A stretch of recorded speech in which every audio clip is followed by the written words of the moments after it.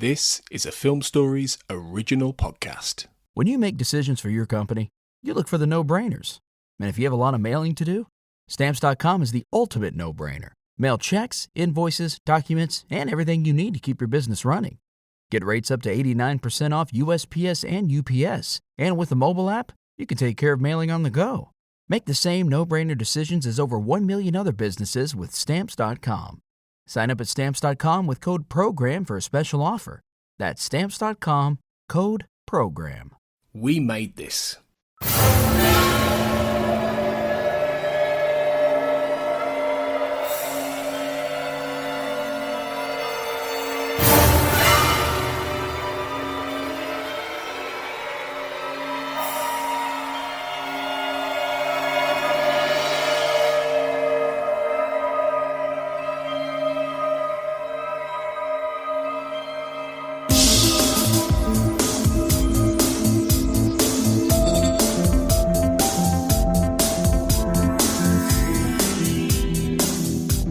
Welcome to the Xcast. The truth is in here. This is our special Fight the Future Minute podcast, and I'm your host, Cortlan Waters Bartley. You're listening to our coverage of Minute 72 of the X-Files Fight the Future, and I'm here again with Xcast patron and recurring guest, Cathy Glinski. Hi, Cathy. Hi, Cortlan. This minute starts at 1 hour and 11 minutes on the timestamp, with Mulder in his apartment hearing a knock at his door. And I'm actually going to propose that we end this minute just a few seconds early at 1 hour, 11 minutes, and 55 seconds instead of 59 seconds, because that is when Mulder gets up to follow Scully out into the hallway. And it seems like that way we can have the whole hallway on its own. Does that sound okay with you, Cathy? That sounds good. Great. I think it's just easier sometimes. Yeah. So this minute is kind of an introductory minute to the following minutes, which all happen in the hallway. But at this point, Scully shows up at Mulder's apartment after her hearing with, I believe it's OPR at the FBI, the Office of Professional Review, I'm pretty sure. Right. That's what that stands for. And listen, Dana Scully is a very lovely human being, but at this point, she is really looking like she's been through the ringer. And she has. Yes. She's still in her Texas outfit that she's been wearing for a couple of days now. Yeah. Hasn't even taken the time to nope, didn't go home. She's straight here. With some devastating news. I mean, yes. Yeah, so it shows on her face that she's just done. So, yeah, she's been transferred to Salt Lake City effective immediately, and she's just not going to do it.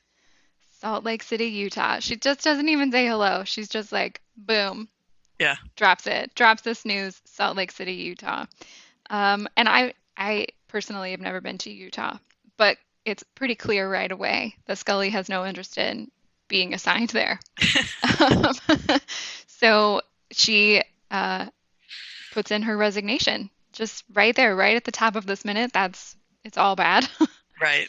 It's all bad for Scully. Already told Skinner she's resigning. This is not going to happen. And there are lots of reasons why she might not want to go to Salt Lake City. I think it's definitely not a career advancement for her. I think that's clear. So yeah, I mean, I guess honestly, career advancement has never been one of the factors that I've considered from Scully's perspective in why she does not want to go to Salt Lake City. It's interesting. In the pilot, she starts it saying she joined the FBI because she thought she could get ahead, or that it would be a career move for her. And by Fight the Future, she's changed that, and she's talking about she's in the X-Files in the FBI to make a difference. And I think that part of what she's dealing with here is this is not where I saw my life going. But I think mostly what she's dealing with is I have no interest in doing this FBI stuff without Mulder anymore. And she sort of, I think, in one of the earlier minutes, sort of says that. In a way, she says something like, it just doesn't hold any interest for me to go and be, I guess, a regular FBI agent right. somewhere, out in the middle of nowhere. But when she says that, when she, in that moment, as I'm watching this minute, I never, ever think of career advancement. I always think, well, obviously she doesn't want to leave Washington. She's, right. She would rather do something else and stay here than Be a doctor, maybe. Hey. Right.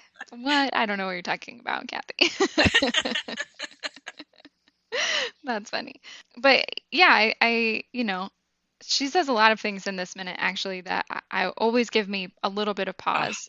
And I think one of the things she says that always strikes me just really strongly, she says, "You don't need me and you never have."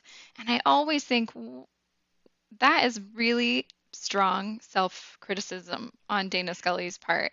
she clearly still sees herself as an outsider to Mulder's mission, which is interesting because that is kind of how the movie treats her. It's quite fair, but she sees herself as this outsider that, she was just there assigned to Mulder, but Mulder's doing the work. And that's interesting. And he doesn't buy that at all. He's completely frustrated with what she's saying. Not only their attempt to break them up, like you can't quit, you can't do this, you can't leave me, I need you, you're important. Yeah, which is I think is so interesting because I don't know, I always when I think about Scully or when I'm watching the X-Files, I think that she's such a strong character and so crucial to Yeah. literally everything they do, even though she rarely gets credit for being right. Yeah. Because the show, obviously, given its material and like storylines, often makes Mulder right, which is fine. She doesn't always get a lot of credit, even for the things that she does get right. But in at least as I am watching, I always think, boy, he really would literally be lost without her input. And I mean, Mulder clearly agrees with you. He is stunned by what she's saying. He can't believe he thinks that she's important or that she's held him back. And you see this look on his face where it's starting to dawn on him what she's really saying. Because first he's just all caught up in, we're so close, we can't stop, we've got to keep going, you can't walk out on me. And then he realized she's saying that she doesn't feel important. And he realizes suddenly he needs to say something. He can't just assume. Isn't that interesting? They might actually have to talk to each other. They Cathy. might. Don't be crazy. Although I coming up, I don't know. What? I do think though this is an instance where, I mean, in true X-Files fashion, sometimes when they talk to each other, it always feels to me like they're having two separate conversations, just sort of in each other's vicinity sometimes. Yeah. And I think there's a little bit of that here, because I think, Scully arrives saying they've assigned me to Utah and I'm not going. And then Mulder, for some reason, is still saying, well, please don't leave me. And I think that those things, I think they've maybe got a wire crossed, because she is leaving the FBI, but she's saying I'm not going anywhere. Right. Well, that's a really good point. She's not going to Utah, but right. she did just tell him she resigned. That's true. And he says, I need you on this. I need you. And he feels like they can't do what they need to do if she's not his partner in the FBI. So. But yeah, she never said she was going to Utah. She wasn't leaving him. I think that's the point she's making. He's still focused on, because he's just, come from a meeting with Kurzweil, and he found the picture of Kurzweil in the photo album with his father. And so he's really focused on that, and he's not listening to her, which is not at all unusual. I think you're right about that. Their conversations don't always they talk at each other and they don't listen to each other. Sometimes it's just like they just go right by each other, like whoo, and they like kind of pass. And I'm like, whoa, wait, we're all talking about something different. And I think in that moment there was a little bit of crossed wires for them. I mean, I do think you're right. Mulder eventually, by the end of this minute, realizes, whoa, I have to say something, because clearly Scully is feeling pretty down about her contribution I think here. He's really it hits him like for 5 years he's always seen her as crucial, and he's realizing that she's always seen herself as a tag along, someone who gets in the way, someone who holds him back. And it's just like the stunned look on his face is amazing. And also, I think too, when I try to place this conversation in like even larger timeline, really the next 3 or 4 minutes, in the larger timeline of where we are, they've already been through the cancer story. They've already been through the Emily story. I mean, for Scully at least. And then they've lost the X-Files. They had this whole Gibson praise thing, and they lost the X-Files already.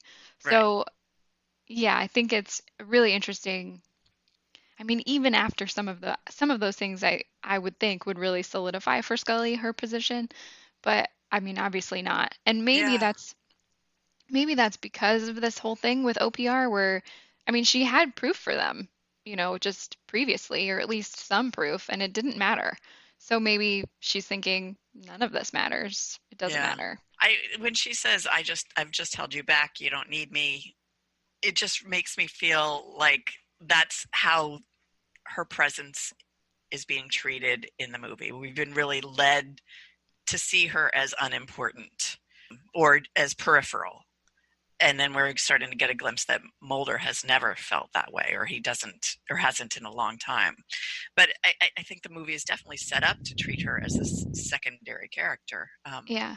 So it's interesting that she's voicing that opinion and he's saying, whoa, that's not at all true. Yeah, and actually, that reminds me, I have a little note here. As I was watching the commentary for this sort of segment of the movie, Rob Bowman says that the theme of this movie is that Mulder needs Scully.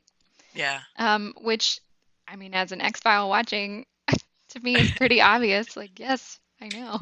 Yeah. That is a very basic theme of the Right. show. But he talked about that a little bit and was like, it's really Mulder needs Scully and Mulder coming to terms with that. Although I think it's fair to say that Mulder has come to terms with that before. And that maybe we're at least a little bit retreading that theme for a larger audience, maybe, or maybe just in a different way. She's not dying. She's just maybe leaving. I think that's true, that we have to bring the audience who are being introduced to the X-Files for the first time with this movie up to speed. Because I think Mulder knows he needs Scully. I think Scully doesn't know that Mulder knows he needs Scully. Yeah. I think that that's maybe more a better summary, maybe. Yeah. Sorry, Rob. You did such a great job, except for this one. It's probably fair to say that we've watched this show more often than Rob Bowman at this point. That is probably fair. Oh, man. That is probably true. I mean, I'm sure he had to watch it a lot while they were making it. Right. But I think he probably has some good insights, but... Yeah. Mm-hmm. Okay, well, we'll take what he says with a grain of salt then. Yes, there you go. I mean, he's only Rob Bowman. He knows what he intended. We know what came across on screen. That's great.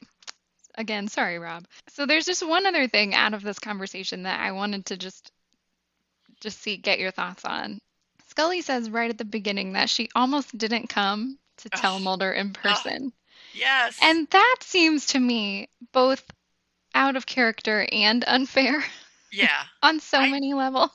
I have never been able to come to terms with that. What on earth was she thinking? I debated whether to tell you in person. What was she going to do? Leave him a voicemail? Right. Just like pack up her one drawer of stuff. Yeah. And it's not, and that almost seems like if she were going to Salt Lake City, she could call him when she gets there. But what is she going to do? Just leave the FBI and not, I mean, still live in Washington where he lives and not see him in person? I don't get that line. And I think that's led to a lot of confusion. Well, yeah. So, and going back to Rob Bowman's commentary, he says that Scully didn't want to tell Mulder in person because she knew that he would try to convince her to stay. And I don't know. I can't imagine Mulder being like, yeah, go to Salt Lake City, No, Mulder I don't know what that do scenario. that. Yeah, I don't know what that scenario would look like if she did try to stay in the FBI. I mean, at this point, obviously, at the end of the movie, we're in different circumstances, and we all know that this continues for a while. But I always thought that one where she's just not even going to tell him doesn't sound like Scully at all to me. Although when she does tell him this in person, his first is, you can't quit. And he's clearly not telling her, go to Salt Lake City, we'll work it out. I think he's trying to tell her, fight this. Right. Fight this transfer. And maybe that's what she just didn't want to deal with that. She wanted that's to be fair. done. And she does say, like, don't do this to me. Don't do this to me. Mm-hmm. Yeah. Don't make this harder than it is. Yeah. I think we hear that in a different movie, so we won't talk about that. We'll save that for a much later Minutes and minutes and minutes away. Oh my. Okay, so at the end of this minute, Scully is done with this conversation. And obviously, she's just done. So she exits the apartment fairly quickly. And Mulder gets up to follow her. And that's where we're going to cut off minute 72. Did we miss anything, Cathy? No, I think that's it. Yeah, we need to get to the next minute. We do. I can feel your excitement. Cathy and I will be back again to talk about minute 73 when we dive right into the infamous hallway scene. And until next time, as always, trust no one. Elsewhere on We Made This. Pick a disc. I think some songs also have like all those like interludes with like samples and spoken word as well. It kind of fits into like the shambolic, but in a good way, nature of it. Yeah, I like the fact that no song ever really ends as such. They're all just like the guitars stop and then there's a little bit of electronics to kind of lull you through into the next track and stuff like that. I like it's an organic thing, isn't it? It's kind of like a DJ set where the dude is just obsessed with the one band and he keeps circling back to it. Pull or pass? I think it would be really weird if they tried to make the Fantastic Four something that had been around but they didn't get involved in the Infinity War, you know? Yeah, it's an interesting one. I think post-Infinity War, it kind of becomes curious how you introduce heroes in a long-standing, like if they were always meant to be there capacity. But yeah, and unless they have a film set in the 60s and they kill them off. I mean, they could do that, couldn't they? Without a mouse. When me and my wife got married in 2015, we booked our honeymoon to California and went to Disneyland in California. As soon as we decided we were going to do that, I'd always wanted to go there, but mainly for the rides, not for the Disney side of things so much. Yeah. And I started watching loads of... I know I've heard you mention before, like the Disney food blog, YouTube videos and stuff like that. Yeah. And I will sit there when I'm bored. I'm either watching synthesizer demos, random music videos, or stuff about what food not to eat in Walt Disney World, which I've never been to and I'm not that likely to go to in the near future. Check out all of these shows and more on the We Made This podcast network.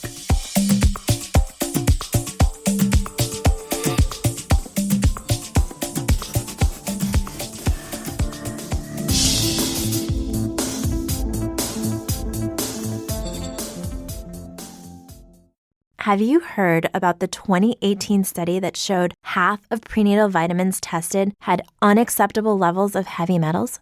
No? Well, now you have. I'm Kat, mother of 3 and founder of Ritual, the company making traceability the new standard in the supplement industry. I remember staring at my prenatal vitamins and finding all these things I was trying to avoid: high amounts of heavy metals, synthetic colorants, and unnecessary ingredients. So, at 4 months pregnant, I quit my job and started Ritual because I believe that all women deserve to know what they're putting in their bodies and why. I'm so proud of our prenatal vitamin. The ingredients are 100% traceable, it's third-party tested for microbes and heavy metals, and recently received the Purity Award from the Clean Label Project. You see, we trace like a mother because, let's be honest, no one cares quite like a mother. But don't just take my word for it. Trace for yourself with 25% off at ritual.com/prenatal.